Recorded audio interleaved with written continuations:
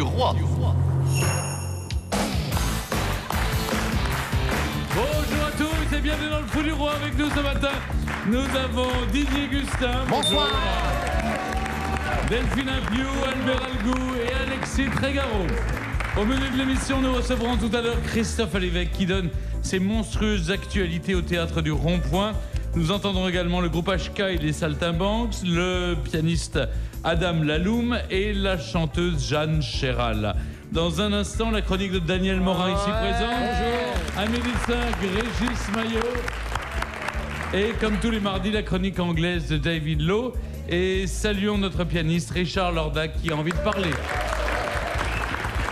Bonjour, merci. Et avec nous ce matin, la troisième découverte professionnelle du collège de Pouchin dans le Nord.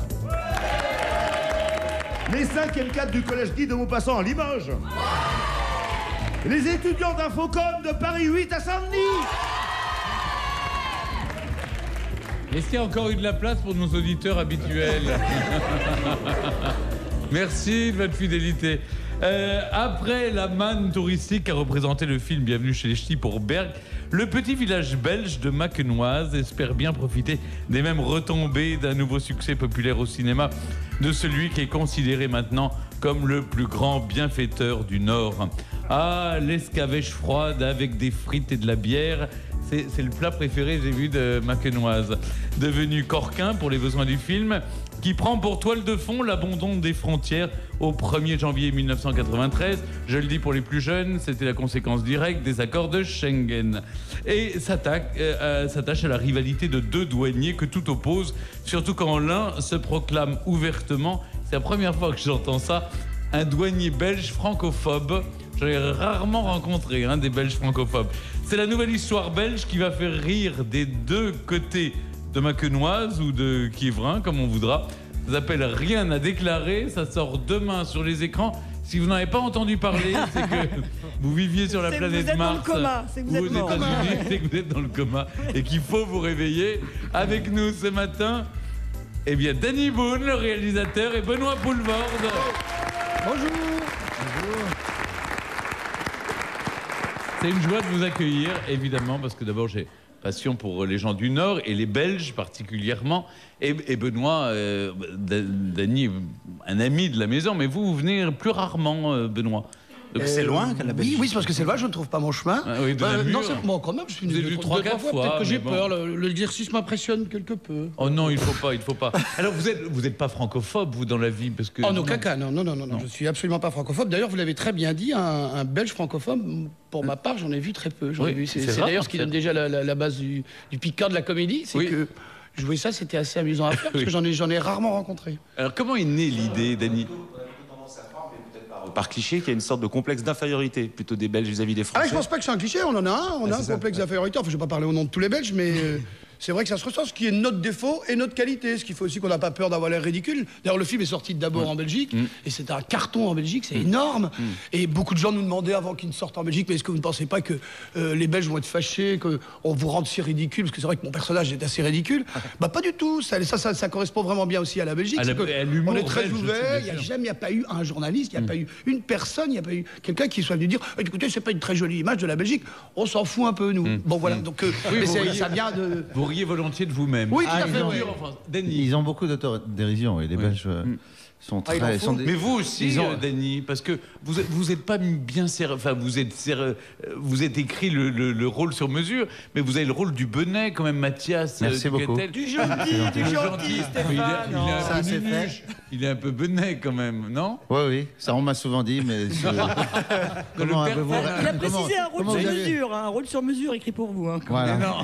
Comment vous avez écrit... réussi aussi bien avec un physique aussi difficile? Oui, on me l'a dit aussi, moi, mais comme quoi... Mais c'est bien, non mais c'est bien, l'autodérision c'est bien, c'est important. C'est important. Oui. Et c'est vraiment né... Comment est née l'idée du film? Parce qu'elle est très amusante, évidemment, cet abandon des postes frontières. Je suis né à la frontière, je l'ai passé souvent pour le tiercé de mon père. Et entre autres... Pour aller acheter des cigarettes de l'autre côté parce qu'elles sont moins chères. Des cigarettes, de la cassonade. Oui, les cigarettes plus tard, oui, c'est vrai. Et puis j'ai fait mes études en Belgique, à Saint-Luc, à Tournai. Voilà, je passais avec mon carton à dessin, je me faisais souvent arrêter. Et il y avait des trucs dans le carton. Il y avait quoi dans le carton? Il n'y avait rien. Pour passer du cannabis en Belgique, en tout cas, la méthode, c'était de le fumer. Comme ça, tu le caches dans tes poumons. Oui. Et, dans le film, il y a des passeurs, mais d'un autre genre. C'est pas dans les poumons C'est- qui alors, se le pas dans les cache. poumons. C'est une anecdote qui est vraie.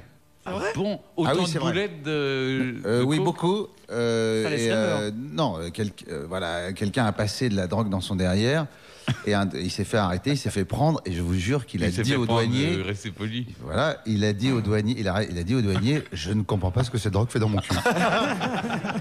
On a dû la mettre à mon insu. Ou alors J'ai elle trouvé était très ça. bonne et efficace et a commencé à faire effet. Mais C'est c'est fou, possible. hein. J'ai trouvé ça tellement hallucinant, C'est hallucinant, absurde N'avouez jamais. et drôle que je l'ai Dany, mis. vous je l'ai savez mis que, dans- je sais pas si vous avez vu l'article de Marianne cette semaine, il raconte un truc étonnant. Ils disent la douane française participe au fanfare de l'annonciation du film. Dans une note interne, la douane française s'inquiète de la notoriété prévisible de cette comédie qui exige de prendre quelques dispositions pour préserver l'image du service. Et ils disent aux douaniers, si vous allez voir le film, n'y allez pas en uniforme. en tenue, allez-y en civil. Et c'est vrai qu'on voit très souvent au cinéma des douaniers en uniforme qui achètent des pop-corn, qui choisissent le film. Non, mais surtout, ils mais c'est marrant qu'ils s'inquiètent. les prennent pour des andouilles, comme si les douaniers ne faisaient pas la différence entre. D'ailleurs, il n'y en a plus, sauf des douanes volantes. On apprend ça, il y a une aventure avec. Donc, on peut pas raconter. Mais les douaniers tout le m'ont film. aidé. Hein. Les douaniers français, je tiens à les remercier. Il y a 3 ans, quand j'ai commencé à écrire le scénario, je les ai rencontrés. Ils m'ont beaucoup aidé pour justement parler de ce moment, de ce passage. Ce qui m'intéressait aussi, c'est la disparition de cette rue, enfin de ces rues de frontières. Et de la vie qui va avec. Et de la vie qui va avec. Ouais. Et je les ai donc rencontrés. Ils m'ont raconté comment c'était passé. C'est pareil. C'est comme la 4L. C'est aussi une anecdote qui est vraie. Quand ils sont passés en douane volante, ils avaient un tout petit budget. Et je vous assure, la plupart du temps, ils faisaient des poursuites en 4L. Et c'est vrai que c'est très drôle. Alors, l'histoire du papier carbone, non, dans les douanes en 93. Si, c'est le début. Ils avaient Il y avait encore, encore le papier carbone et beaucoup avaient du mal à refuser à l'informatique. Ouais. C'est le début de l'informatique. 93, c'est le début de l'informatique. Hein. Ah oui. Internet n'existait pas, le début du téléphone portable. En tout cas, on passe un très bon, il faut le dire, hein, on passe un très bon moment avec vous. Il y a aussi un couple de tenanciers de restaurants qui sont justement à la frontière, qui vont voir leur chiffre d'affaires baisser avec l'abandon de la frontière. C'est joué par Karine Viard, François Damiens, qui sont quand même des comédiens formidables. C'est formidable. Et Autre mais Belge, Karine Viard, notre camarade belge qu'il faut saluer. elle peut formidable. faire n'importe quoi dans un film, elle le fait toujours bien. C'est une rôle. Ils font un bon couple. Ouais. Ils font un très beau couple. Ouais, je les adore les deux et j'étais très content de les réunir. Au départ, c'était pas le couple qui était prévu d'ailleurs. C'était Enfin, qui il y avait Karine et Bouli Lanners qui joue le souffre-douleur de Benoît, qui est aussi un acteur belge formidable, devait jouer le tenancier de bar. Et comme François Damiens pense qu'il est beau, du coup je l'ai mis dans le bellâtre. Non mais il a un côté comme ça, Clark Gable, mais un peu raté.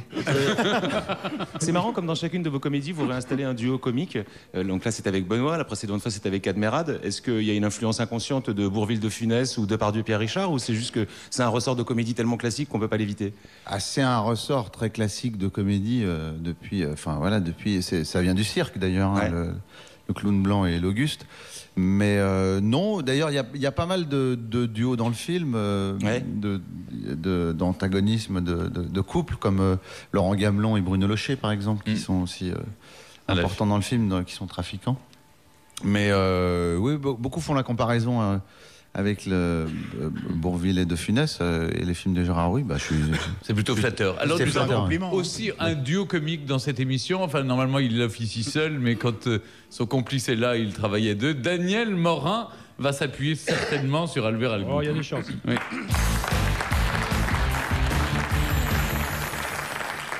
Nous sommes le 1er février. Aujourd'hui, il aurait eu 72 ans. Il, c'est l'inoubliable interprète de... Benoît, s'il vous plaît. Ça s'en va et ça revient.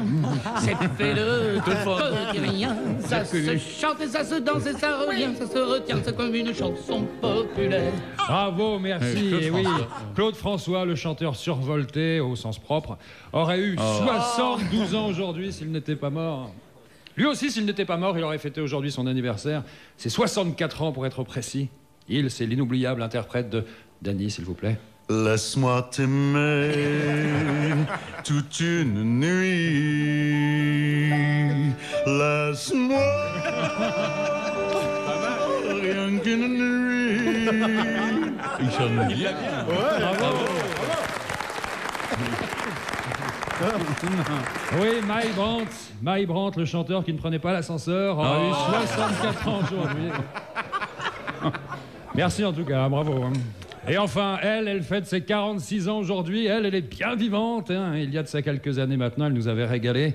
Stéphane, s'il vous plaît. Ah non, je peux pas chanter. Ah si. Bon, ok.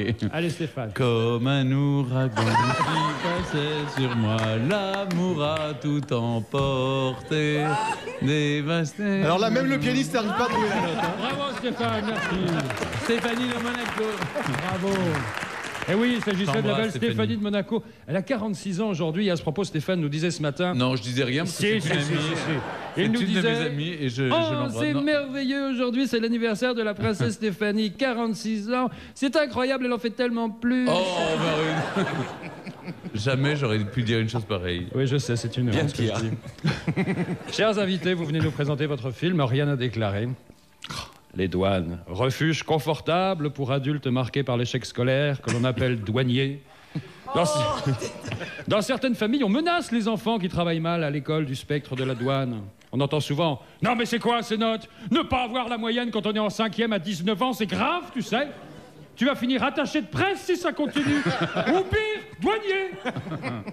On a tous et toutes des souvenirs de passages délicats à la douane. Moi, à chaque fois que je vais dans un pays islamique, oui, depuis 1990, je suis considéré comme une denrée pornographique. Et comme je ne me déplace jamais sans mon pinard ni mon saucisson, je suis refoulé à chaque tentative. Stéphane connaît aussi des moments d'angoisse douanière quand il se présente 2 fois par mois à la frontière franco-suisse, avec ses 4 énormes valises pleines de bifetons et son faux passeport sur lequel il est identifié comme Stéphane Drucker. Et je crois que vous aussi, vous avez eu quelques problèmes avec les douanes, Père Albert. Oui, on peut dire ça comme ça, mon enfant. C'était à quelle occasion? Une excursion, un séminaire? Plutôt un pèlerinage, Daniel. Un pèlerinage avec de jeunes séminaristes en recherche du Vatican, rencontrés sur le site sotanesoumission.com. Nous avions décidé de nous rendre en Turquie afin de visiter les saunas d'Istanbul. Très fréquentés, paraît-il, par d'anciens prisonniers. Oh non, encore vos pratiques dégoûtantes. Mais enfin, Daniel, je te l'ai dit 1000 fois, 10 000 fois, il n'y a rien de sale dans l'amour, tant qu'il n'implique pas les femmes. Bref, continuez. Je vous en prie. J'arrive en Turquie et je me présente à la douane. Un type me demande si j'avais quelque chose à déclarer. Je lui réponds que non, et il ouvre ma valise. Oh, normalement, le contenu d'un bagage d'homme d'église ne peut pas vous attirer de Normalement, Daniel, normalement. J'ai vu qu'il commençait à tiquer en voyant mon slip à clous. Là, où il a encore plus tiqué, c'est quand je lui ai expliqué que les clous se portaient à l'intérieur du slip. Vous êtes un grand malade, Père Albert. Bon, il vous a laissé quand même passer. Mais pas tout de suite. Apparemment, je n'avais pas le droit d'avoir de cocaïne ni de pilules d'ecstasy. Je lui ai donc expliqué que c'était purement médical, que c'était pour mon camarade, Monseigneur Flagello, qui en ce moment se sent faible et qui ne supporte pas la vitamine C. Il vous a cru? Pas vraiment. Il a appelé un collègue qui m'a emmené dans une petite pièce à part. Ah, et là, les ennuis ont commencé. Mais non, la fête a commencé. Fallait voir le gaillard. Une grosse brute moustachue, la chemise trempée de sueur. Il m'a dit de me déshabiller et il est sorti. Quand il est revenu... Quand il est rentré, j'étais nu, allongé sur son bureau, une matraque entre les dents. Ça l'a rendu dingue. Il m'a balancé au sol, puis il m'a pris par les cheveux pour me plaquer contre le mur. Là, je lui ai dit, oui, vas-y, écrase-moi la gueule contre le ciment. Fouille-moi comme une camionnette de manouche. Fous-moi des coups de pompe. Traite-moi comme un travelot polonais. Vas-y, lâche-toi, vilain sarrasin. Venge-toi, oui. Oh, je me tourne, venge-toi. Souviens-toi des Templiers qui ont humilié ton peuple pour libérer Jérusalem. Mais vas-y, bastonne-moi comme dans Midnight Express. Prends une chaise et tape-moi dessus avec, espèce de tapette du Bosphore. Et alors? Et alors, vive les douanes, comme dans le film. J'ai passé tout mon séjour aux urgences. Merci, mon père. Merci. Avant de se quitter, prenons quelques nouvelles de notre ancien président qu'on dit affaibli à quelques semaines du début de son procès relatif aux emplois fictifs de la mairie de Paris. Il aurait tendance à se mélanger les pinceaux.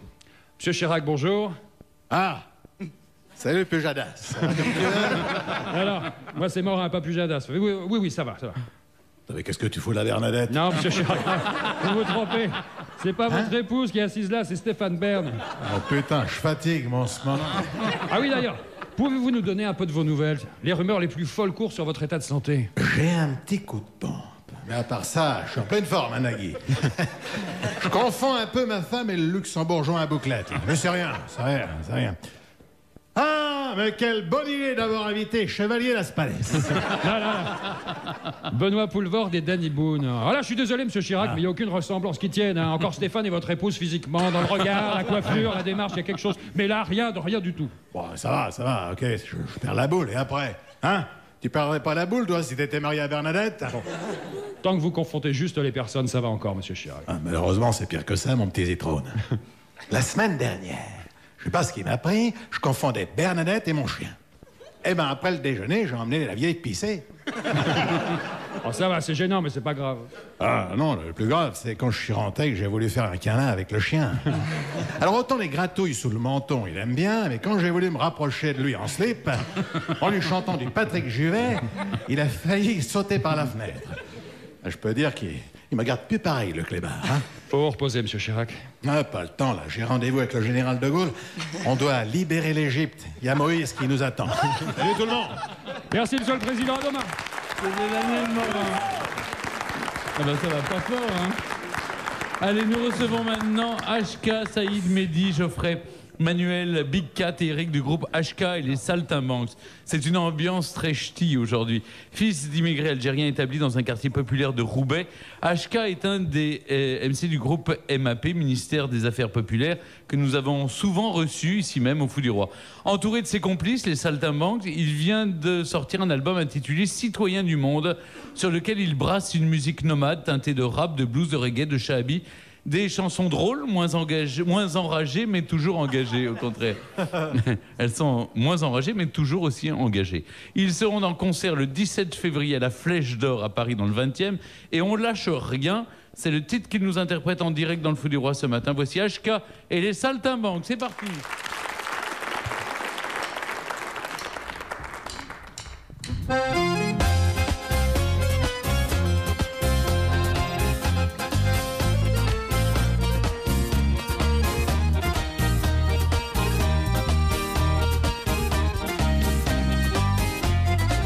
Du fond de ma cité HLM, jusque dans ta campagne profonde, notre réalité est la même. Et partout la révolte gronde. Dans ce monde on n'avait pas notre place, on n'avait pas la gueule de l'emploi. On n'est pas né dans un palace, on n'avait pas la CBA papa. SDF, chômeurs, immigrés, paysans, ouvriers sans papier. Ils ont voulu nous diviser, faut dire qu'ils y sont arrivés. Tant que c'était chacun pour sa gueule, leur système pouvait prospérer. Mais fallait bien qu'un jour on se réveille et que les têtes se remettent à tromper. On lâche rien, on lâche rien, on lâche rien, on lâche rien, on lâche rien, on lâche rien, on lâche rien, on lâche rien. Ils nous parlaient d'égalité et comme dit qu'on les a crus. Démocratie, fais-moi marrer, si c'était le cas on l'aurait su. Que pèse notre bulletin de vote face à la loi du marché? C'est con mes chers compatriotes, mais on s'est bien fait baiser. Et que pèsent les droits de l'homme face à la vente d'un Airbus? Au fond y a qu'une seule règle en somme, se vendre plus pour vendre plus. La République se prostitue sur le trottoir des dictateurs. Leurs belles paroles on n'y croit plus, nos dirigeants sont des menteurs. On lâche rien, on lâche rien, on lâche rien, on lâche rien, on lâche rien, on lâche rien, on lâche rien, on lâche rien.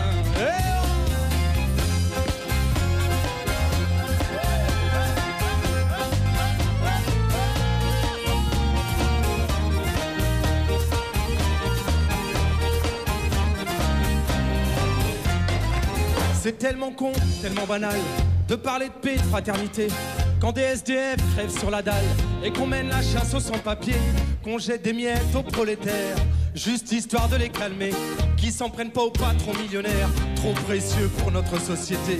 C'est fou comme ils sont protégés, tous nos riches et nos puissants. Y a pas à dire, ça peut aider d'être l'ami du président.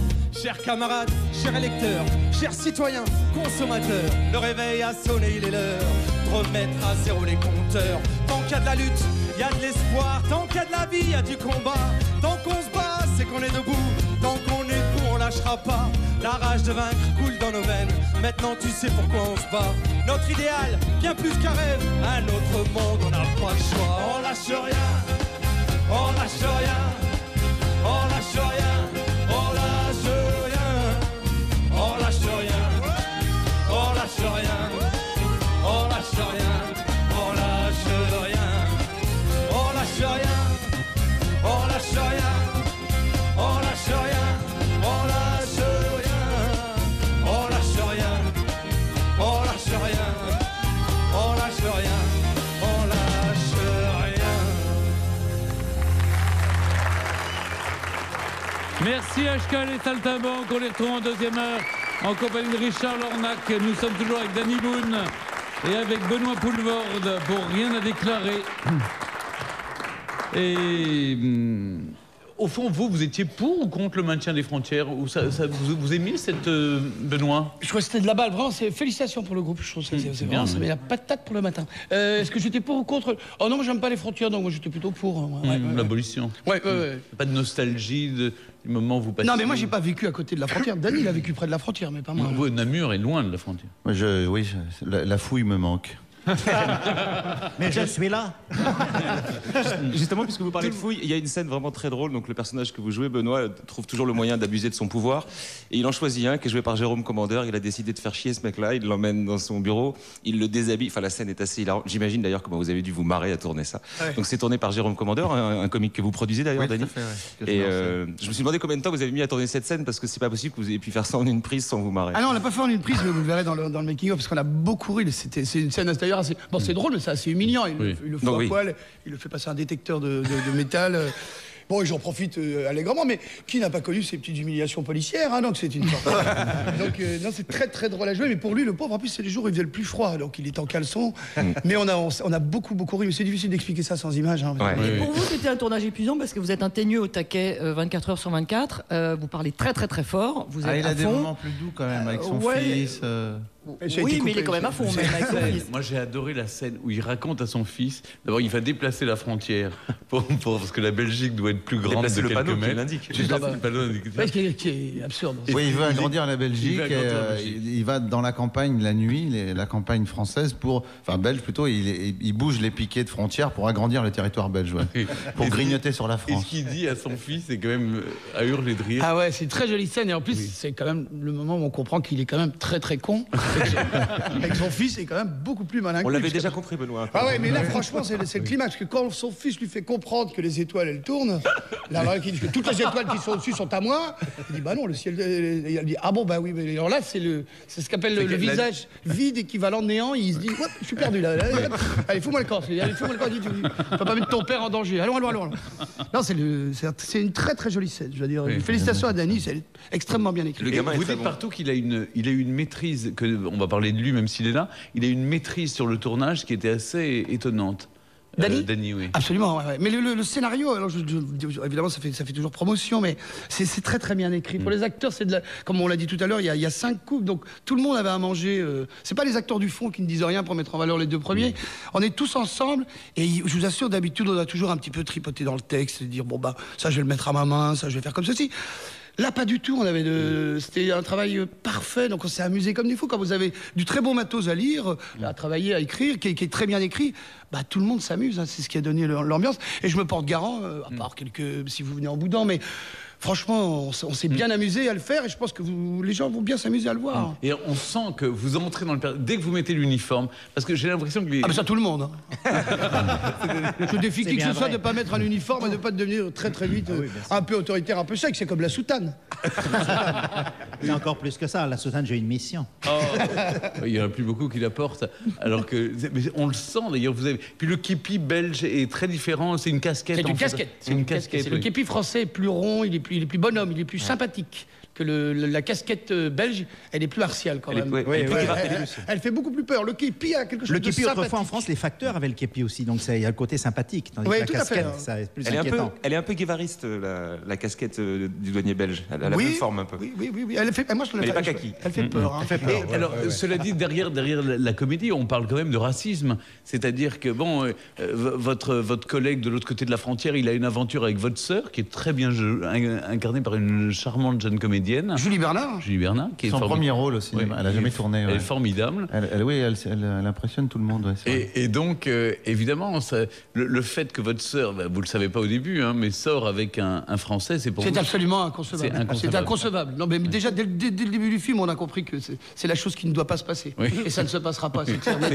C'est Roméo et Juliette. Alors, répondez-lui. Oui. C'est quand même un petit film c'était important. parce que je sens que c'est tout sur ma gueule. De racisme sous cet angle un peu inattendu. Comment? C'était important pour vous de parler de racisme sous cet angle un peu inattendu. Oui, c'était une occasion magnifique parce qu'on est... C'est deux pays différents, il y a une frontière, effectivement, et on parle, on parle la même langue, il n'y a pas de différence ethnique ou religieuse, et on a la même couleur de peau, donc j'ai pu aller très très loin dans la connerie et le racisme du personnage de Benoît, et bon, c'est pas... vous n'auriez pas pu aller aussi loin si c'était sur un autre... ça aurait été un drame, ça n'aurait pas été une comédie, ça aurait été un drame, et là je montre l'absurdité de la chose, la connerie justement des gens trop patriotiques et trop repliés sur eux-mêmes, ce qui est un peu le drame actuel d'ailleurs, les communautés se replient sur elles-mêmes, et tout en restant une comédie et en ayant un ton léger, quoi. Voilà. Est-ce que vous vivez entre la France et les États-Unis? Je sais que vous êtes là-bas plus par tranquillité, pour bosser et tout ça. Est-ce que vous observez un esprit de chapelle moins important là-bas? Je fais référence à une anecdote que vous racontez un soir. Vous êtes venu au Molière faire un sketch. Ouais. Vous avez senti que certains se pinçaient le nez à votre simple apparition sur scène. Vous avez même écourté, je crois, votre sketch. Disons, comme il n'y avait pas les rires, ça fait beaucoup plus court. Seul Raymond DeVos, à la fin, je crois, est venu vous soutenir. C'est Raymond qui est venu me soutenir en me disant qu'il avait vécu la même chose au début de sa carrière. C'est pas parce qu'on pourrait croire, en voyant les affiches théâtrales aujourd'hui, que le cinéma et le théâtre se mélangent, mais manifestement, d'après cette anecdote, les chapelles existent encore. Ah, mais là, c'est au-delà. Raymond DeVos, il venait du même coin, en plus. Comment ? Il venait du même coin, en plus. Il venait du même coin. Non, c'est qu'on se bouche le nez en France. Dès qu'il y a une comédie, on se bouche le nez. Mais il y a vous toujours sentez un côté, ça, par exemple, moi je suis atterrée des critiques dans Libé que je trouve complètement débiles. Honnêtement, quand on vous accuse d'être un film réac et que le papier finit par... Faut pas les lire. Non, mais il ne faut pas les lire, mais ils sont écrits quand même. Mais il y a beaucoup plus de vous gens sentez ça, on se demande ce qui se passe, pourquoi vous suscitez cette haine, parce que là c'est de la haine gratuite et ridicule. C'est très haineux, ouais. C'est très haineux. Personnel. Oui, quand on veut mettre ma région, le Nord-Pas-de-Calais, que j'aime plus que tout, en zone sinistrée ou en catastrophe naturelle, voilà. C'est ce qu'il dit à la fin. Exactement, il conclut son papier comme ça. Mais vous sentez ça? Pourquoi est-ce que vous suscitez Alexis parlait c'est les mêmes qui encensaient De Funès qui aujourd'hui disent que c'est un génie. C'est les mêmes, dans les mêmes supports. Maintenant, c'est normal d'avoir des mauvaises critiques. Et sur bien. Non, mais là, c'est pas une critique du film. Là, on est en dehors de la critique du film. Là, c'est une attaque. Je paye un peu le succès des films. Et c'est vrai que j'ai beaucoup plus de critiques admiratives, disons, à l'étranger, parce que par exemple les Ch'tis ont fait 7 millions à l'étranger, et il y a un regard, et je me sens d'ailleurs beaucoup plus français et fier de l'être quand je suis aux États-Unis ou quand je suis en Australie ou au Canada ou en Italie, en Allemagne pour la promo du film, ou même en Belgique d'ailleurs. Parce qu'en Belgique, le film aussi a eu de très bonnes critiques. En France aussi, il y a des très bonnes critiques.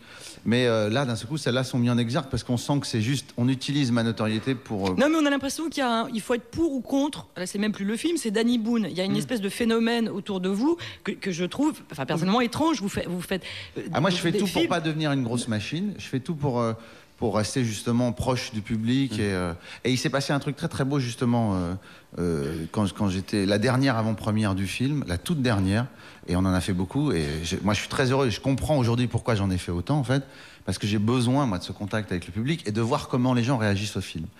Et on en a fait pas mal. Et les débats, voilà, c'est formidable d'être dans la salle, d'entendre le rire des spectateurs et de discuter avec eux. Et j'étais à Bussy-Saint-Antoine vendredi.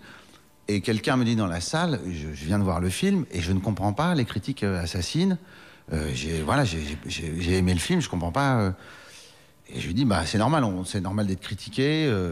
Moi, je l'accepte. De toute façon, d'être critiqué pour ce qu'on fait pour le film, c'est une chose, mais quand ça dépasse la critique personnelle, c'est violent. Je dis, mais je dois l'accepter, quoi. Voilà, c'est tout. En même temps, voilà. Il y a une femme dans la salle qui a crié, montrons à Danny comment on aime le film. Et je vous jure que c'est vrai, la salle s'est levée, ils m'ont fait une standing ovation de 5 minutes, et ça m'a fait un bien fou, et je me suis dit, voilà... c'est ça qui compte. Non, mais il y a une très jolie phrase de Coluche qui disait Tu veux pas en plus qu'on t'aime, non? Alors, l'unanimité suspecte. Oui, c'est vrai, c'est vrai. Et C'est surtout normal faire qu'il y ait des des gens- comédies, surtout Denis, faire des comédies, c'est voilà. Alors que c'est rire. C'est un truc extraordinaire de faire rire les gens. C'est vrai que pour avoir vécu justement en tournée voilà, les salles, le rire des spectateurs, c'est un truc formidable à vivre. Et surtout que moi, j'avais très très peur de me planter après les ch'tis. Donc j'ai pris 1 an supplémentaire pour écrire le scénario et travailler. Et que j'étais content du film. J'ai eu un très bon papier de Philippe Labro dans le Figaro il y a 1 mois. Il y avait une page dans le Parisien qui était aussi très Vous bonne. lisez tout en plus. Bah, c'était les premiers trucs juste après la projo de presse. Et j'étais super content. Je me dis, j'ai réussi mon film. Je suis soulagé parce que j'avais très très peur de faire une merde, quoi. Ce que j'ai bien imaginé, c'est le. Ça me fait rigoler, c'est le type tout seul, le soir, qui doit être là, qui se dit, et qui lit à sa copine, attends, attention, regarde ce que je vais lui mettre dans la gueule. Regarde. Chérie, écoute, tout seul, dans son petit truc un peu obscur, et là, peut-être qu'il va s'en prendre, le mec qui a fait 20 millions d'entrées. Tac, dans sa gueule. Et là, j'ai ajouté Sinistros. Je l'ai dit, Sinistros. Ah, calme-toi, Gérard, calme-toi. Non, je ne me coucherai pas tant que ce ne sera pas édité. Bravo. Comme disait Bernanos, les ratés ne vous rateront pas. Voilà. Je vous propose de retrouver Didier. Faire et laisser dire. Oui, c'est ce qu'il faut, oui. Didier Gustin. Bonjour, c'est Stéphane Bern. Bienvenue dans la Foufoune du Roi. Alors aujourd'hui, dans la Foufoune, Dany et Benoît. Et pour nous en parler, que du beau monde. Oh, mesdames, messieurs, nous recevons Dany Boon. Alors, Dany, mesdames, messieurs, pourquoi il vient? J'adore Dany, et il le sait. Il est français à moitié kabyle, comme moi, la baisse rouillard. Ah si, moi aussi je suis métisse. Mon père était wallon et ma mère flamande. Dany Boon, il est à moitié catholique, moitié kabyle musulman, et il s'est converti au judaïsme. S'il respecte toutes les fêtes religieuses, la moitié de l'année c'est férié. Aujourd'hui, Dany, mon Dany, c'est une star, une superstar débordée. 3 téléphones, un iPhone, un Blackberry, un Nokia. Dany Boon, c'est pas un kabyle, c'est un kabyle téléphonique. J'adore Dany Boon. Dany Boon, c'est devenu un réalisateur à succès. Et moi, vu que je suis comédien, j'adore les réalisateurs à succès. Parce qu'ils peuvent me filer du boulot. Alors, on a aussi Benoît Poelvoorde. J'aime beaucoup Benoît Poelvoorde. Quel comédien! C'est énorme! J'ai aussi beaucoup de respect pour son combat. Laisser pousser la barbe tant que la Belgique n'a pas de gouvernement, c'est énorme. Ça fait des semaines, des mois que les Belges attendent la formation de leur gouvernement. Le gouvernement belge, c'est comme un film de BHL. Tout le monde dit que c'est bien, mais personne veut y aller. Il est bien, Poelvoorde, mais il n'a pas fait 20 millions d'entrées. Il ne peut pas me filer du boulot. Du coup, je vais surtout me concentrer sur Dany Boon. Sarkozy, c'est le patron du G20. Dany, c'est le patron du G20 millions d'entrées. Non seulement il a le record d'entrées en France, mais en plus, ça fait 7 millions d'entrées à l'étranger. Oui, bonjour, c'est Jean-Marie, n'est-ce pas? J'ai entendu 7 millions, j'ai entendu étranger, kabyle, j'ai entendu une chanson avec des sonorités un peu du Maghreb tout à l'heure. On m'appelle, je vois qu'il y a un barbu dans la salle, c'est Monsieur Poelvoorde. Bonjour Monsieur Poelvoorde, rassurez-vous, si vous pouviez arrêter la musique classique, j'adore la vache qui rit.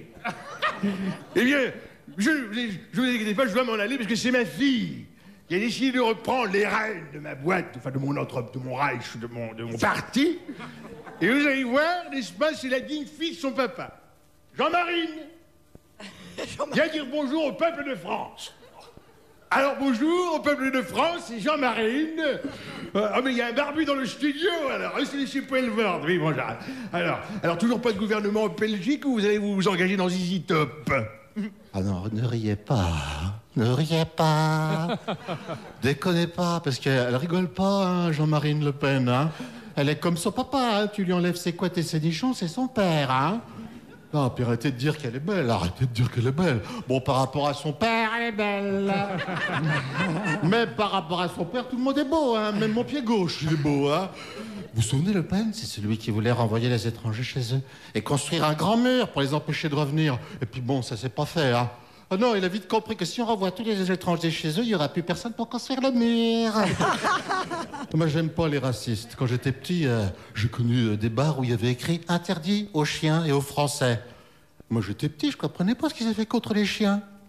Vous avez remarqué, les Wallons sont plus connus que les Wallons. Vous avez connu les Wallons connus, il y en a plein. Il y a Jacques Brel, Annie Cordy. Alors que chez les Flamands, le plus connu, c'est le Rose. Et puis finalement, un Belge, je sais quoi. Un Belge, je sais quoi. Quand on regarde bien, c'est un Belge, c'est quoi? C'est un Suisse qui a plus de sous. Quand tu regardes bien, la seule différence entre un Français et un Belge, c'est l'accent. Hein. Et le fait qu'il y en a un qui voudrait un gouvernement et l'autre qui lui filerait bien le sien. Bon, mais revenons s'il vous plaît au film, messieurs. Le personnage de Benoît Poelvoorde, c'est comment vous dire, c'est une sorte de... Oh, je n'ose pas le dire. C'est un con. C'est un con. Un triste con, soyons clairs. C'est un con anti-français qui nie tout ce qui est français, oui. Danny avait besoin d'un comédien pour jouer un énorme con, clavier n'étant pas libre. Il a pensé à moi, je ne sais pas pourquoi, je ne sais pas comment je dois le prendre. Hein. Je lui tire mon chapeau ou alors je lui fous un coup de boule. Bon, en tout cas, il faut aller voir, rien à déclarer. Et maintenant, place à la chanson avec le plus belge des Français suisses, c'est Johnny. Alors, Gilles est avec nous ce matin, bonjour Johnny. Alors, vous allez reprendre les tournées ? Oui, mais je vais commencer par une tournée générale. Là, je reviens de Los Angeles, où j'ai tourné une série, ça se passe au bord de la mer de la plage, et ça s'appelle Arrête le Malibu. Mais j'avais du mal à cuire parce que déjà j'avais un problème dans le dos à cause du docteur de la Jus, c'était un problème discal, et puis j'ai quitté Camus, mon producteur. Et depuis que je l'ai quitté, j'ai un autre problème dans le dos, mais plus bas, c'est un problème fiscal, avec le docteur dans le cul. Et là, je crois que ça me fait encore plus mal. Enfin, de toute façon, je dois retourner en Belgique avec Laetitia, mais j'attends qu'il y ait ses vacances scolaires. Oui, parce qu'on est obligé d'attendre, parce que cette année, elle passe son BCBG, son BAPC, son BEPCB, son diplôme. Merci. Alors, Johnny, peut-être que vous souhaitez quelque chose pour la Belgique. Je souhaite qu'on arrête de l'appeler le plat pays. Et pour qu'on arrête de l'appeler le plat pays, Johnny veut greffer des montagnes à la Belgique. Comme on greffe des nichons. Comme ça, la Belgique, elle sera sexy. Toi aussi, tu devrais te faire greffer des nichons, Stéphane. De la jour, nichons pour tout le monde. Même le public aussi, il aura des nichons. Tout le monde sera sexy. Il n'y a que Laetitia à qui j'ai dit non, parce qu'elle en a déjà 2, ça lui en ferait 5. Ok, merci Jenny. Alors, nous le disions tout à l'heure, en Belgique, Wallons et Flamands se querellent à qui mieux. Pour leur venir en aide, voici un banc d'aide musicale, à l'initiative d'un extraordinaire chanteur qui est avec nous ce matin. Il s'agit d'Ernesto Mao Joseph Che Hemingway. Elle est accompagnée, et oui, c'est une femme, à la flûte de pan par Pipo, un guitariste bolivien sorti des cuisines d'un palace monégasque après qu'il se soit coupé les doigts d'une machine à blinis. D'où son passage de la guitare à la flûte de pan. Le voici avec son doigté incomparable qui nous interprète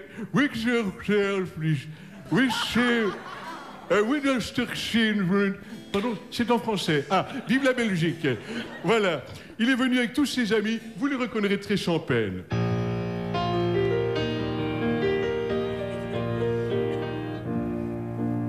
Oui, la Belgique subit un destin tragique.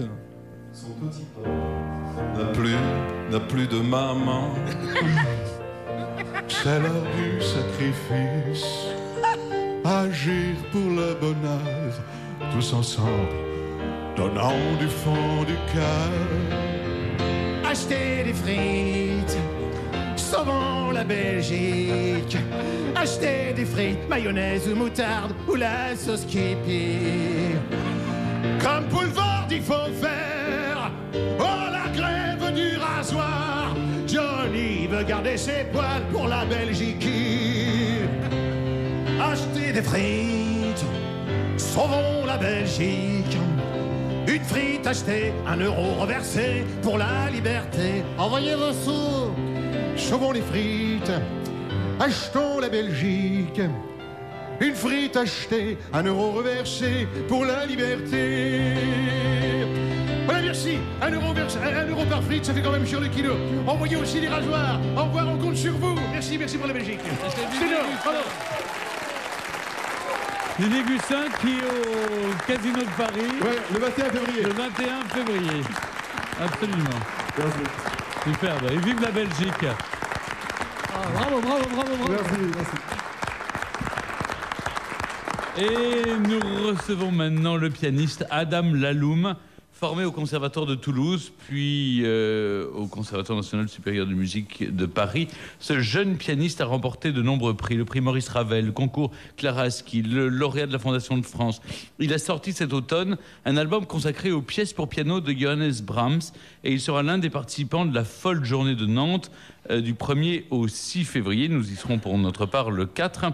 Il vient nous interpréter en direct ce matin dans le Fou du Roi une composition de Brahms qui s'intitule Intermezzo, opus 116, numéro 2. Adam Laloum.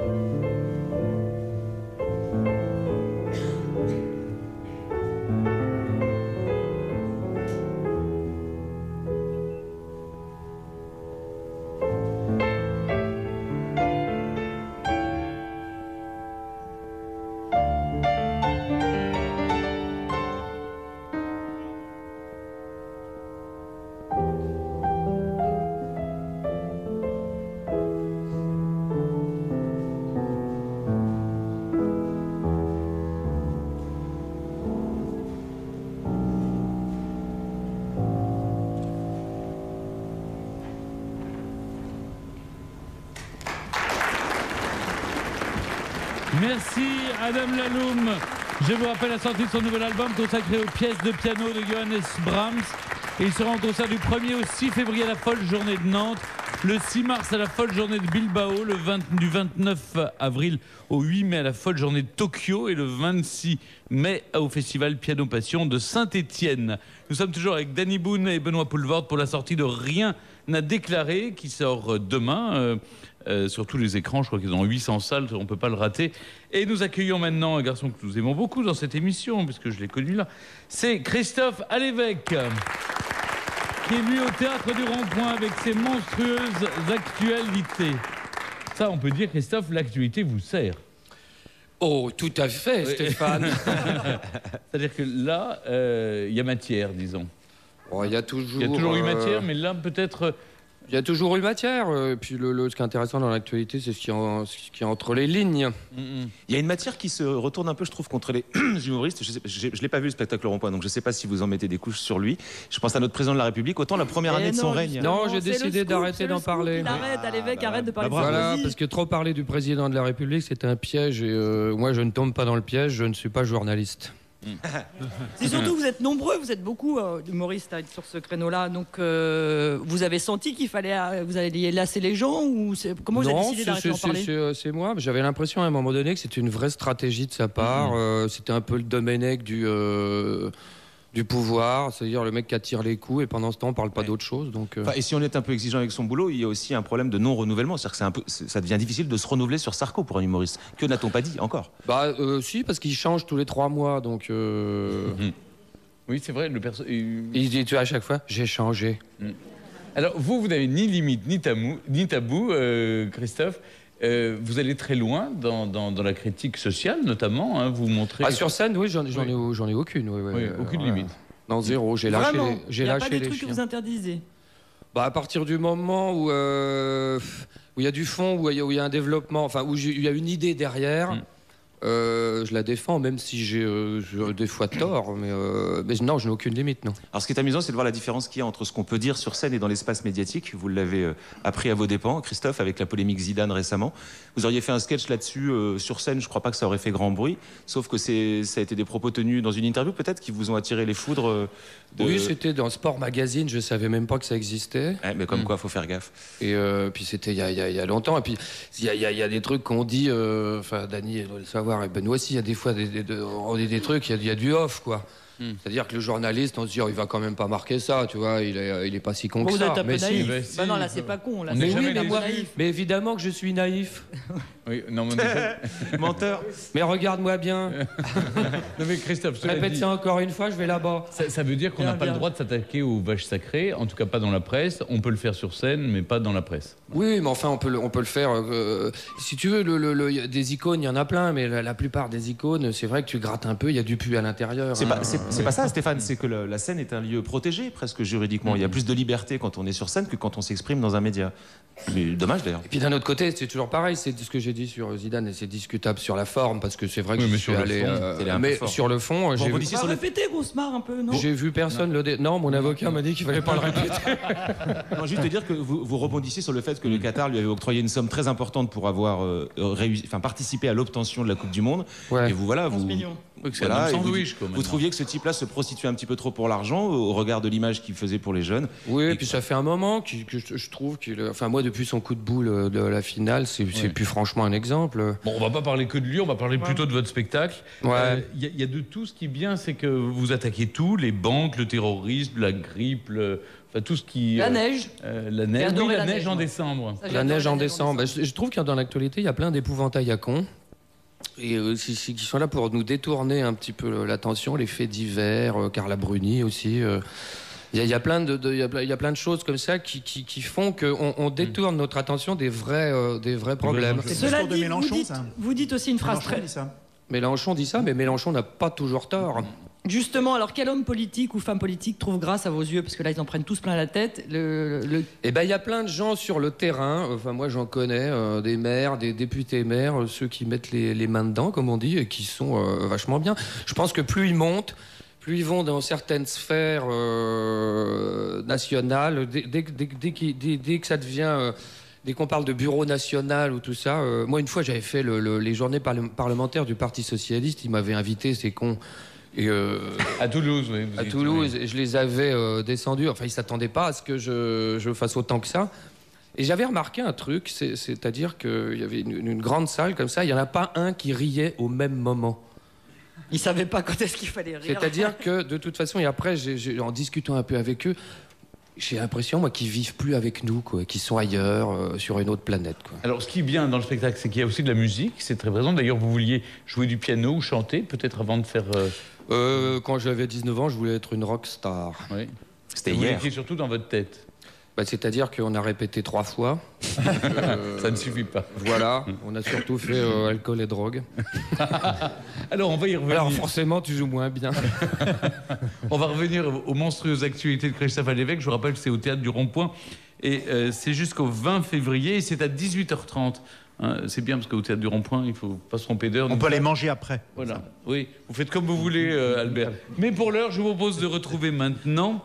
la chanteuse Jeanne Chéral. Cette habituée de l'émission a sorti l'année dernière son 4e album studio, Charade. 11 chansons reliées par une charade en 4 parties qui racontent une révolution personnelle. Elle est actuellement en tournée française, accompagnée par les French Cowboys et avec un concert le 26 février à la Maroquinerie à Paris. Elle nous interprète seule au piano ce matin dans le Fou du Roi une chanson qui s'intitule 5 ou 6 années. Jeanne Chéral. Okay.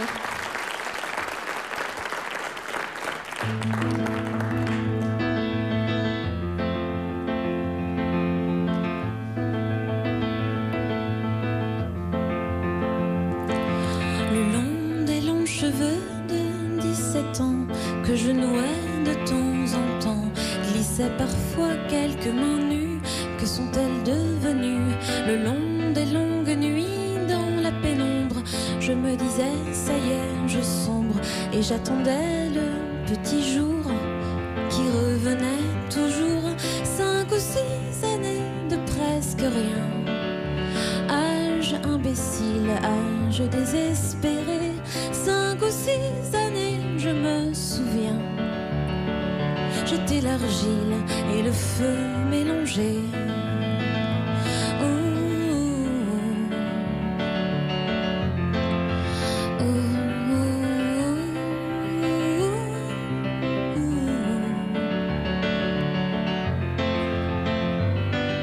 Le long des longs couloirs de ce lycée où je m'ennuyais à crever, je traçais des mots sur les murs sans qu'on me voie, bien sûr. Le long des longues journées noires et blanches, les 2 mains cachées dans mes manches, j'aurais donné pour être ailleurs un morceau de mon cœur. 5 ou 6 années de presque rien, âge imbécile, âge désespéré. 5 ou 6 années, je me souviens. J'étais l'argile et le feu mélangés.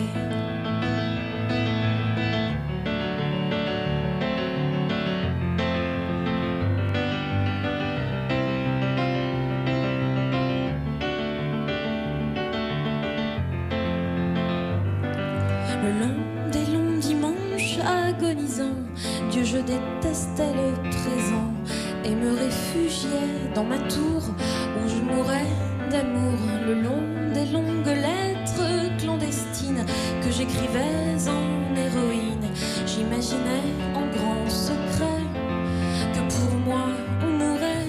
5 ou 6 années de presque rien, âge imbécile, âge désespéré. 5 ou 6 années, je me souviens.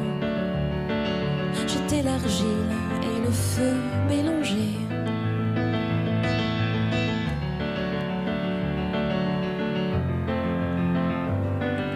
Le long des longs cheveux de 17 ans que tu nouais de temps en temps glissaient parfois quelques mains nues. Que sont-elles devenues? Le long des longues nuits dans la pénombre, je me disais ça y est, je sombre et j'attendais le petit jour qui revenait toujours. 5 ou 6 années de presque rien, âge imbécile, âge désespéré. 5 ou 6 années, je me souviens. J'étais l'argile et le feu mélangés. 5 ou 6 années de presque rien.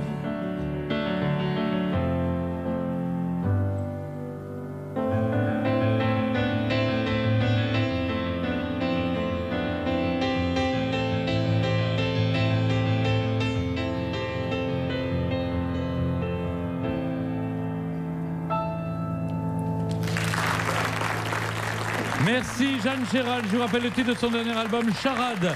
Elle sera en concert le 3 février à Haguenau, le 4 à Guyancourt, le 5 au Grand Queville, le 11 février à Pornichet, le 26 à la Maroquinerie à Paris. Toutes les dates sont sur son site www.jeannecheral.net ou sur le site du Fou du Roi sur franceinter.com.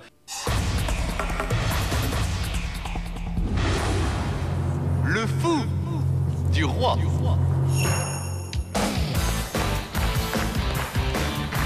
Le Fou du Roi est de retour et avec nous Danny Boone et Benoît Poulvorde pour Rien à déclarer. Rien à déclarer qui sort demain sur tous les écrans. Alors là, ils ont été envahis par le public. Ben oui, parce que ils sont populaires ces deux garçons. Merdier ici. Oui. On discutait, on fumait une cigarette. Dis pas ça, Benoît. Non, fumez pas de surtout, cigarette. vous faites des trucs, Benoît. Vous faites des trucs qui sont pas convenables. Par exemple, là, il y a encore un buzz sur Internet parce que vous étiez dans une émission de la RTBF. Vous êtes descendu pour aller pisser, c'est ça? Pour aller pisser, exact. Et du coup, ils ont filmé. Ils ont filmé, mais ça ne me gênait pas qu'ils me filment. C'était plus ce qui est assez rigolo, c'est que j'ai pété. C'est ça. Et que j'avais oublié que j'avais mon micro. Voilà. Mais c'est tout bête. Hein. Comme quoi, il ne faut pas faire grand-chose pour être sur un buzz. Pour faire le buzz, je pisse, je pète et hop, je suis connu dans le monde entier. Il y en a qui se reconnaîtront. Ah oui. Bon, en tout cas, Dany, on sent que vous avez pris beaucoup de plaisir à faire ce film. Oui. Avec... Mais on sent que vous êtes angoissé, que vous avez peur aussi. Hein. Non. Dans le film? Bah non, là. Ah, aujourd'hui? Ah non, ça va. Non, vous n'avez pas peur de la... Oh, non. Sincèrement, je suis assez serein. C'est très doué, vous êtes très doué. Parce que vous avez fait une première rampe de lancement dans le Nord. Ouais, et en Belgique. Donc vous voyez que ça remplit les salles. Et donc maintenant... Oui, on a fait... Alors, ce qui est bien, c'est qu'on a fait... Alors, évidemment, on a fait moins que les ch'tis dans le Nord, parce qu'on était sortis en période de vacances, on est hors vacances. Mais on fait quand même... 472 000 entrées. On fait 3 fois le démarrage d'Avatar, 2 fois et demi Harry Potter. Non, mais pas de 3D, hein, rien du tout, pas d'effet numérique. On n'a pas pu faire de 3D. C'est vraiment mon nez qui joue. Hein, parce que ça m'est interdit la 3e et la 3 dimensions à cause de mon blaire. Il y a des effets de 4L qui sont quand même pas mal. Et la 4L et la casquette. Non, mais c'est bien qu'un film français rivalise avec des gros blockbusters américains. Et en Belgique, ça fait... ça démarre, c'est même dingue, affolant. C'est marrant parce que ces lancements régionaux, ça devient un procédé de distribution un peu marketing. Oui, alors que vous avez ouvert le bal avec les ch'tis. Le Fils à Joe, qui est un film qui se passe dans le sud-ouest, ils ont fait la même chose. Et il y a un livre en même temps, c'est Rien à déclarer. Enfin, si, justement, petit manuel des relations franco-belges chez Michel Lafon, avec un recueil de plein de petites histoires, des histoires des Français sur les Belges et des Belges sur les Français. Je le signale parce qu'il y en a quelques-unes. Il y a la BD aussi, la BD du film qui sort aux éditions Delcourt. Et c'est pour. Et c'est au profit de Ch'tifon, sous l'égide de la Fondation de France, c'est-à-dire Danny Boone, la production et les ayants droit font don de l'intégralité des profits donc à cette association. De tous les produits dérivés. On avait fait pour les ch'tis d'ailleurs. Pour aider les ch'tis. Beaucoup d'argent. Vraiment, ils vous doivent beaucoup, hein, les ch'tis. Heureusement qu'ils vous en. Non, c'est des associations dans toute la France. Il n'y a pas que dans le Nord. Il n'y a pas que les gens du Nord. Mais bon, évidemment, il y a des petites associations du Nord que je connais, qu'on aide, mais sinon... Alors lui, il garde tout pour lui, parce qu'il n'est pas vraiment généreux. C'est Christophe à l'évêque. Mais pourquoi tu dis ça? Oh, t'es pas gentil. Christophe à l'évêque est avec nous. Il est au Théâtre du Rond-Point également. Les monstrueuses actualités de Christophe à l'évêque. C'est vrai qu'il égratine tout le monde, hein. C'est pas qu'il égratine, il flingue carrément. Hein. Moi, je suis un peu frustrée parce que j'étais le soir où vous n'aviez pas pu parler d'Ingrid Betancourt et j'avais vraiment envie d'entendre ce que vous aviez à dire sur Ingrid Betancourt. Il y a une spectatrice qui vous a un peu interrompu. Oui, bah c'était rare, c'est rare au rond-point parce que le public est plutôt docile. Il est plutôt Tévert et Télérama sortir. Et là, tout d'un coup, il y en a une. Allez, vas-y, crache, ce que t'as à dire sur la Betancourt. Bon. Laquelle? Pas l'évadé de la jungle, l'évadé fiscal. Oui. Et du coup, pour l'emmerder, j'ai rien dit. De toute façon, on peut pas étaler. Il y a une pièce derrière. Oui. Et puis il y a tellement de mal à dire sur tellement de monde. Au bout d'un moment, tu vois, on peut pas. Et votre voix, les intonations à la Michel Serrault. D'ailleurs, vous imitez Serrault dans La Cage aux Folles 2-3 fois en disant Renato. C'est quelque chose. Comment ça vous est venu ça? Parce que c'est hallucinant, c'est vrai votre non, intonation. mais c'est à force d'entendre les gens dire tiens, t'as des intonations de Serrault. Alors au bout d'un moment, j'ai fait écoutez, regardez, effectivement. Et ça marche. Bah oui. Football, heureusement que on vous avez retrouve Serrault. tout de suite Régis Maillot.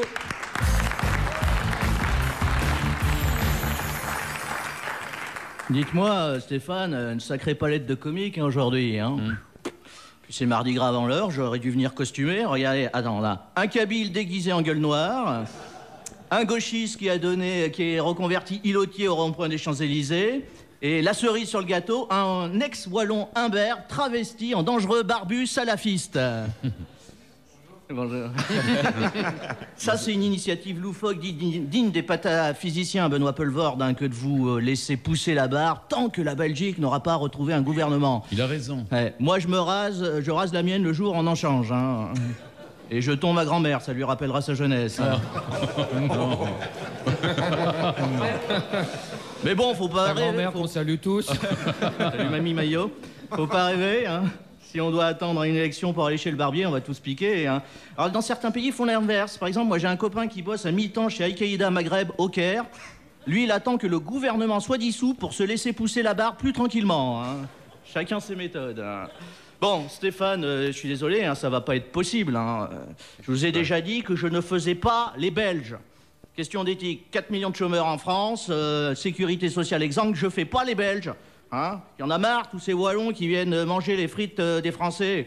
Ah, elles sont meilleures, les leurs. Ouais, bah c'est bien connu, hein, les Belges sont prêts à tout pour réussir chez nous. Hein. Ça débarque à la douzaine, en mode people, de Knot-le-Zout, pour piquer le boulot de nos talentueux acteurs et actrices françaises, comme elle non, moi non plus, Monica Bellucci, elle est pas française, elle n'est pas vraiment actrice non plus, hein, enfin, bon, ça va me revenir. Hein.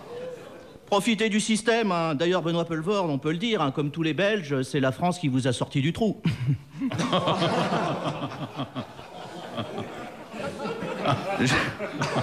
On salue également.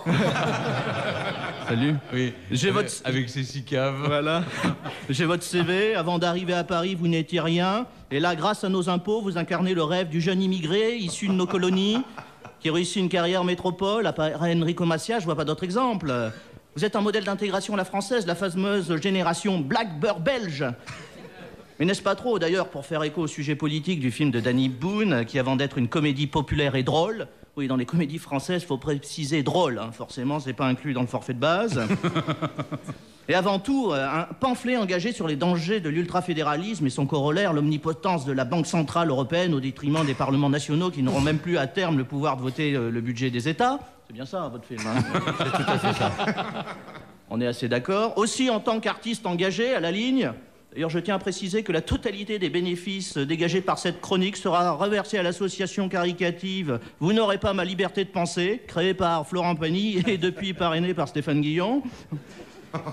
Aussi, disais-je, répondrai-je par l'affirmative à la question qui nous turlute tous ici, il faut interdire l'importation des artistes belges en France. C'est quoi cette manie viscérale de vos compatriotes de vouloir percer dans notre pays ? Est-ce qu'on vous nous envoie nos artistes, nous ? Non, on est sympa, on préfère vous envoyer uniquement leur pognon.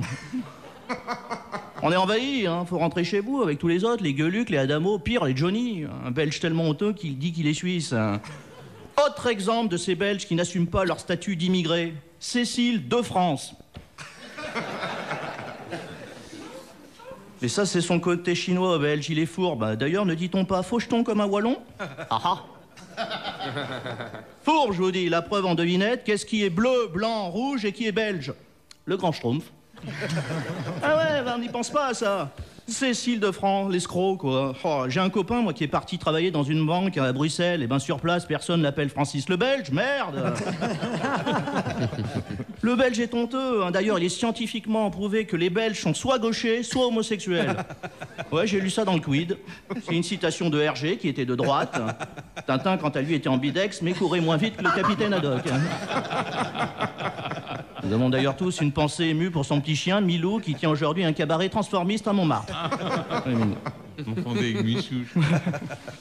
Bon, vous allez me dire, les Flamandes, le plat pays, Maric, tout ça, Jacques Brel, les Français. Non, ouais, il est né à Vesoul, bien sûr, il est né à Vesoul. Regardez, avec la mer du Nord comme dernier terrain vague et de vagues rochers pour arrêter les vagues. Tous les bigorneaux ont un petit peu voyagé, vous le confirmeront, c'est la pointe du Raz. Maric s'appelait en réalité Monique et était normande berrichonne. Vérification. Et Monique, je t'aimais tant, entre les tours de Bourges et Caen. Voilà. D'accord. Ok, le débat est clos. Jacques Brel est français comme Picasso. En revanche, Lara Fabian et Plastique Bertrand sont belges, hein, comme Lio. Hein. Juste petite précision, Benoît, surveillez la frontière avec le plat pays, hein, vous avez laissé passer Dave, hein, il est resté. Hein. Bref, pour conclure, je dirais simplement que nous adorons votre pays, bien sûr. D'ailleurs, si un jour on organise un référendum pour l'adhésion de la Belgique à l'Union européenne, nous, au Fou du Roi, votons oui, sauf bien sûr si les Turcs sont contre. C'était Régis Maillot qui a tourné dans toute la France. Et on peut retrouver les dates de sa tournée sur le site internet du Fou du Roi ou sur regismaillot.com. Allez, on poursuit en musique. On retrouve HK et les Saltimbanques pour une reprise d'une chanson de Jacques Brel, justement. On a fait vraiment une spéciale sur mesure belge. Amsterdam, et ils sont accompagnés par Richard Lornac au piano. HK et les Saltimbanques.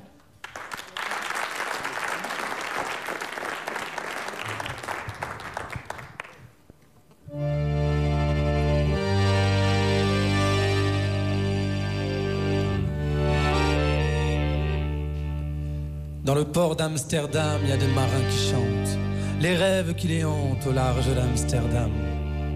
Dans le port d'Amsterdam, il y a des marins qui dorment le long des berges morts.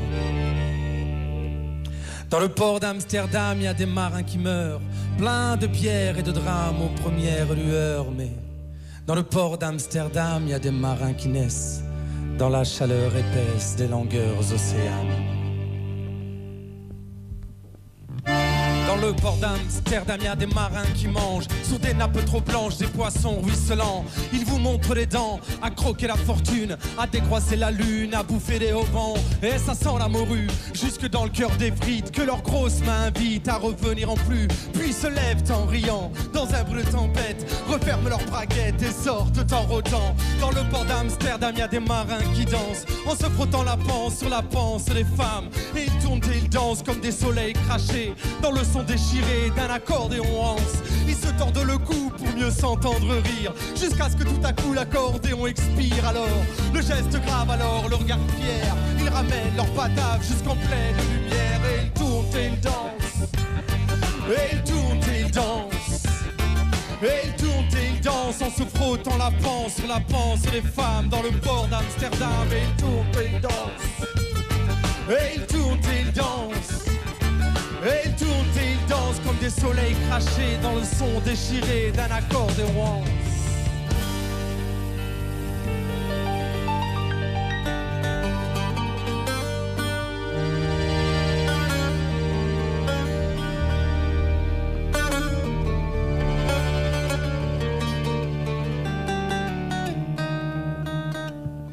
Dans le port d'Amsterdam, il y a des marins qui chantent les rêves qui les hantent le long d'Amsterdam. Dans le port d'Amsterdam, il y a des marins qui dorment comme des oriflammes le long des berges morts. Dans le port d'Amsterdam, il y a des marins qui meurent, pleins de bière et de drames aux premières lueurs. Mais dans le port d'Amsterdam, il y a des marins qui naissent dans la chaleur épaisse des longueurs océanes. Dans le port d'Amsterdam, il y a des marins qui boivent et qui boivent et reboivent et qui reboivent encore. Ils boivent à la santé des putes à l'Amsterdam, de Hambourg ou d'ailleurs. Enfin, ils boivent aux dames qui leur donnent leur joli corps, qui leur donnent leur vertu. Pour une pièce en or et quand ils ont bien bu, se plantent au ciel, se bougent dans les étoiles et ils pissent comme je pleure sur les femmes infidèles. Dans le port d'Amsterdam, il y a des marins qui boivent et qui boivent et reboivent et qui reboivent encore. Ils boivent à la santé des putes à l'Amsterdam, de Hambourg ou d'ailleurs. Enfin, ils boivent aux dames qui leur donnent leur joli corps, qui leur donnent leur vertu.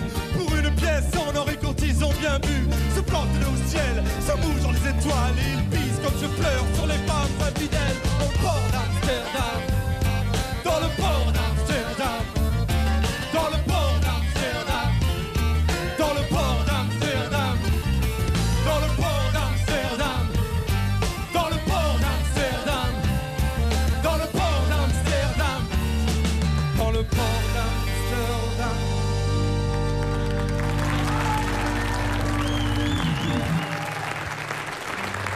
Super. Magnifique, hein? Et Dieu sait que c'est pas facile de donner son interprétation d'Amsterdam. C'est superbe. Magnifique surprise, bravo. Bravo.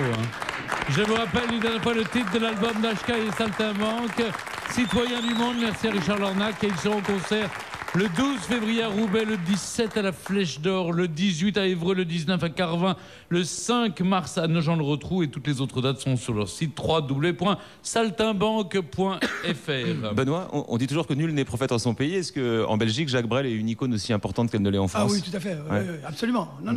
En Belgique, non, on a plutôt tendance à aimer ce qui vient de chez nous. Hein. Non, on est assez sympathique avec nous-mêmes. Non, je vous assure, ce qui est parfois une caractéristique, je vous trouve très dur avec vous, les Français. Que nous, on est plus gentils. Enfin, je dis pas que vous êtes méchants, mais parfois vous êtes très dur avec vos artistes. Et c'est vrai, je pense que parfois... Il y a une bienveillance belge. Une bienveillance. Quand on va jouer en Belgique, le public est vraiment merveilleux. Moi, j'ai joué quand je vais en Belgique au Théâtre 140, que tu dois connaître, chez Joe Dekmin, où a démarré... Et Pink Floyd a joué au 140. Et Pink Floyd. Oui, c'est pas n'importe quoi. Eh bien, il va démarrer aussi, maintenant, c'est Vincent Roca. Pardon, j'avais annoncé David Lowe, mais David Lowe sera à Nantes avec nous vendredi. Pardon. Circulez, monsieur le douanier, vous me connaissez, je n'ai rien à déclarer. Que dalle, walou, des clous, macache, des nèfles. Rien, monsieur le douanier, regardez vous-même, que chi. Vous pouvez fouiller, rien à déclarer, rien de rien, pot de zébi, des clopinettes, pas ça. La peau, que quick, bernique, pot de balle, pas tripette, tintin, des dates, nib, néant, zéro, ceinture, nothing, nada, niente. Rien, je vous dis. Non seulement je ne déclare rien, mais aussi toutes les nuances de rien, tous les mots qui veulent rien dire, enfin qui veulent dire rien. Je me suis dit, si tu veux pas avoir d'ennui, tu te fais oublier, tu ne déclares rien. Et ça marche, je suis toujours là, 11 ans. Je les ai tous vus passer, les snipers, les grandes gueules, les oies sauvages, les allées-évêques, les guillons, les portes envolées.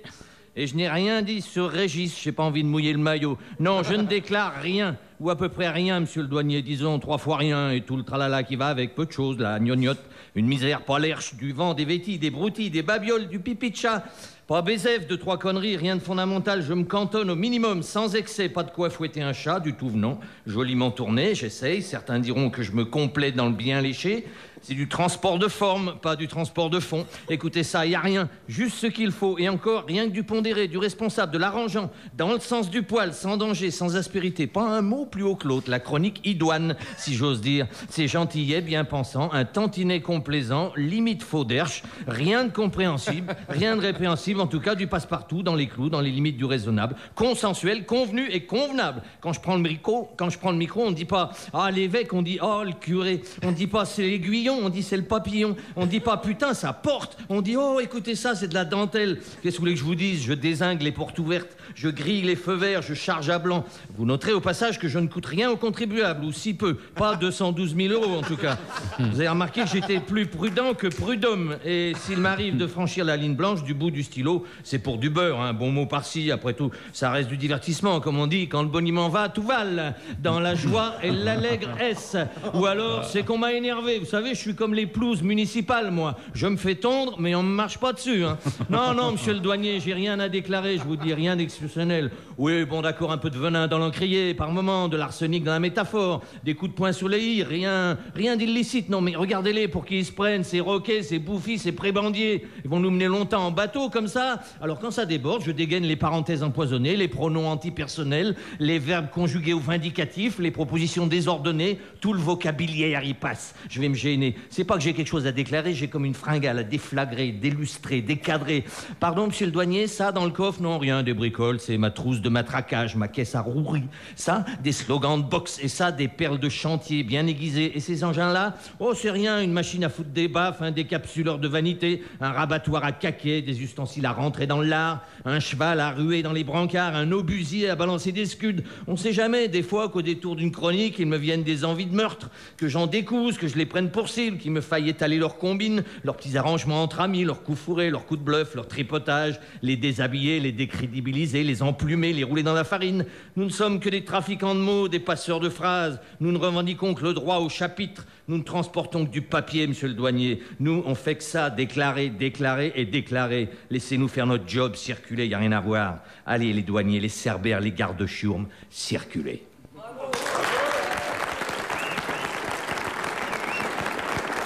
Vincent Roca, qui est ce vendredi 4 au Grand Angle à Voiron, le 8 à Montigny et Bretonneux, Le 11 à Anglette, le 12 à Montbazin et le 19 à Beaumont en Puy-de-Dôme. Voilà. Ça m'a donné une idée, dis donc. Je reviendrai bien à France Inter.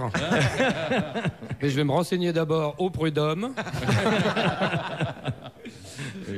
Combien? Ouais, mais non, Tu sais, ça vaudrait le coup. c'est ce qu'ils font les grands patrons. Ils négocient d'abord ce qu'ils vont toucher à leur départ au cas où ils sont virés. T'imagines, on est comme des grands patrons, la honte. Oui. Eh oui, le parachute doré. Mais je reviendrai bien quand même, Inter. J'attends toujours une réponse de la direction. On n'est qu'en février, vous me direz. Et moi aussi. Voilà, s'ils nous entendent, un an sympathique. Oui. Un an, il n'y a pas de place. Est-ce que vous ressentez que le public a un besoin de rire un peu engagé? On sait que tous les spectacles qui sont comiques mais de plus en et plus. divertissement, on sait que ça marche. Mais carrément un exutoire, quoi. Il y a des gens qui... Moi, à la sortie du spectacle, il y en a beaucoup qui me disent merci plutôt que de me dire bravo, quoi. Ça fait du bien, on est débarrassé. Je sais pas, ils sont plus légers en sortant. Vous vengez aussi les gens qui n'ont pas voix au chapitre. Et vous êtes sur scène, vous pouvez vous permettre de dire des choses. Oui. C'est pas la messe non plus. Attends, c'est le danger, qui est le danger. Donner des leçons, c'est très dangereux. Puis après, on sait comment ça se finit. Alors, ce qui se passe en Belgique, quand même, vous concerne. Vous êtes entre Paris et Namur ou vous êtes plus à Namur que... Non, je vis toujours à Namur. Toujours à Namur. Oui, Ce qui est bien, et vous êtes resté... Parce que je vous vois à chaque fois, vous êtes resté le même. Vous ne changez...